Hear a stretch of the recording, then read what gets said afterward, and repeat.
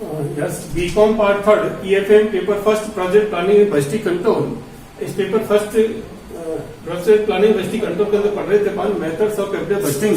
और methods of capital budgeting में अभी तक अपन ने जो अध्ययन किया है उसमें पहली विधि तो देखी थी पेबैक पीरियड मेथड। और पेबैक पीरियड मेथड के भी दो थे, जैसे कैश इनफ्लो एनुअल जो कैश इनफ्लो है वो इक्वल होता है और जब कैश इनफ्लो आपका अनइक्वल होता है। तीसरी विधि पढ़ी थी उसमें पोस्ट पे बैक पीरियड प्रॉफिटेबिलिटी मेथड, यानी कि पुनर्भुगतान अवधि के पश्चात जो लाभदायक विधि है वो पढ़ी थी। और एक चौथी विधि पढ़ी थी अपन ने जो बेल आउट पे बैक पीरियड विधि, जिसमें बेल आउट पुनर्भुगतान की अवधि ज्ञात की जाती है, उसमें सारी विधि का भी ध्यान रखा जाता है। आज इस वीडियो में हम अध्ययन करेंगे पे बैक पीरियड रेसिप्रोकल मेथड, पुनर्भुगतान अवधि की व्यतिक्रम विधि। यानी कि आपको इस विधि के अंतर्गत क्या करना पड़ेगा कि पहले पे बैक पीरियड ज्ञात करना है और उसके बाद आप उसका रेसिप्रोकल लें, यानी कि 1 पे बैक पीरियड कर दें इंटू 100 कर दें तो ये आ जाएगा आपका पे बैक रेसिप्रोकल। अगर आपको पे बैक पीरियड ज्ञात नहीं करना है तो इसका दूसरा फॉर्मूला भी क्या है, annual cash inflow upon investment into 100। यानी कि इस विधि के अनुसार पहली कंडीशन क्या होनी चाहिए कि आपके पास में जो कैश इनफ्लोज हैं, जो नेट कैश इनफ्लो हैं, इसमें भी वो आएंगे जो पिछली वीडियो में आए हैं। यानी कि जो कैश इनफ्लो है वो हम बिफोर डेप्रिसिएशन और आफ्टर टैक्स ज्ञात करते हैं और ये एनुअल है। यानी कि इस विधि के अंदर क्या होता है कि जो कैश इनफ्लो है नेट वो इक्वल होना चाहिए प्रत्येक साल में। और इन्वेस्टमेंट जो आपको प्रोजेक्ट की लागत या मशीन की जो लागत वो रखी होगी इसको ये परसेंटेज में आ जाएगा।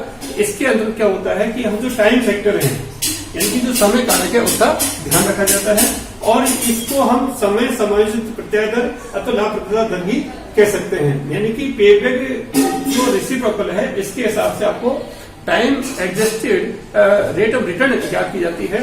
यानी कि ये जो परसेंटेज हम कैलकुलेट करेंगे वो लाभदायकता की दर बताएगा और इसके हिसाब से हम उस परियोजना को स्वीकार करेंगे जिसकी दर सबसे ज्यादा होगी। मान लीजिए किसी की पेबैक पीरियड हम सपोज करिए किसी परियोजना का पेबैक पीरियड 4 इयर्स है तो 1/4 इंटू 100 ये आ गया 25%।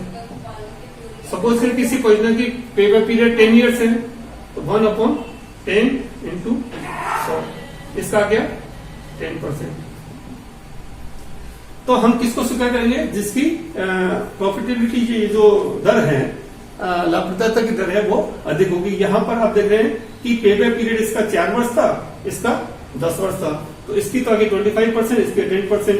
और यदि हम पेबैक पीरियड मेथड से सलेक्शन करें तो मशीन ए का मान लीजिए पेबैक पीरियड 4 वर्ष है, मशीन बी का पेबैक पीरियड मान लीजिए 10 ईयर्स है, तो किसका चुनाव करते हैं पेबैक पीरियड में जिसकी अवधि कम होती है। तो यहाँ पर हम देखते हैं कि इसकी ए मशीन की जो पुनर्भुगतान की अवधि है वो 4 वर्ष है और बी मशीन की 10 वर्ष है, तो हम ए मशीन का चुनाव करेंगे। इसी का यदि हम रेसिप्रोकल देखते हैं, पेबैक पीरियड का रेसिप्रोकल देखते हैं तो 1/4 इंटू 100 25% आ गया और बी मशीन का 1/10 इंटू 100 10% आ गया। तो इसके हिसाब से कौन सी मशीन सेलेक्ट होगी, ए, और इससे भी ए, यानी कि पेबैक पीरियड से जो डिसीजन हैं वही डिसीजन आपके पेबैक रेसिप्रोकल मेथड के अंतर्गत रहेंगे। केवल इसमें क्या है, इस मेथड में हम जो टाइम फैक्टर है, समय कारक है, उसका भी ध्यान रखते हैं और जो लाभप्रदता की दर है वो हम ज्ञात कर सकते हैं। अब यहाँ पर मैं एक एग्जाम्पल ले रहा हूँ, उसके हिसाब से आप लोग को पेबैक रेसिप्रोकल ज्ञात करना है। सपोज करिए एनुअल नेट कैश फ्लो आपके 10,000 है, कॉस्ट ऑफ मशीन 50,000 है। तो यदि हम पहले फॉर्मूले का प्रयोग करेंगे तो पहले हमें क्या चाहिए, पेबैक पीरियड चाहिए। तो पेबैक पीरियड निकालने के लिए आपको जो पिछली वीडियो में बताए थे कि कौन सा इसमें फॉर्मूला होगा, क्योंकि कैश इनफ्लो जो है वो एनुअल हैं, यानी कि प्रत्येक साल 10,000 रुपए के प्राप्त होते हैं। तो उसमें एक फॉर्मूला बताया था अपन आपको यदि ध्यान हो तो उसमें था पे बैक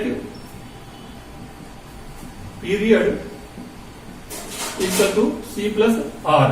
सी का मतलब था यहाँ पर जो कॉस्ट है मशीन की वो कितनी है 50,000। आर का मतलब एनुअल रिटर्न कितना है आपका जो नेट कैश फ्लो 40,000। तो आपकी पुनर्भुगतान की अवधि आ गई 5 ईयर्स।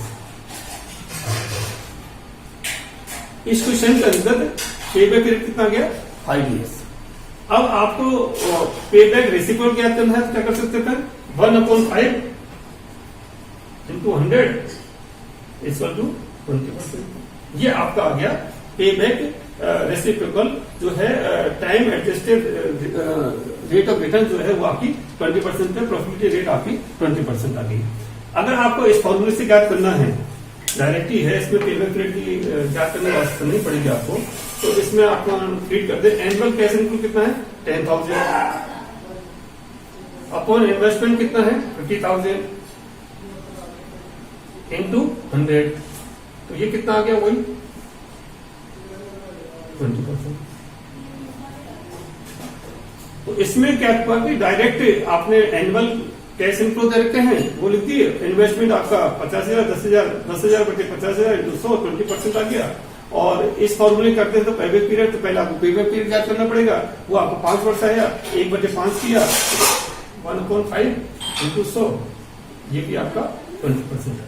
तो इस प्रकार से आपने पे बैक पीरियड का रेसिप्रोकल ज्ञात कर लिया, और इस विधि के अनुसार हम उस मशीन का चुनाव करेंगे जिसकी ये जो रेट ऑफ रिटर्न है, यानी कि प्रॉफिट की जो रेट है वो ज्यादा होगी।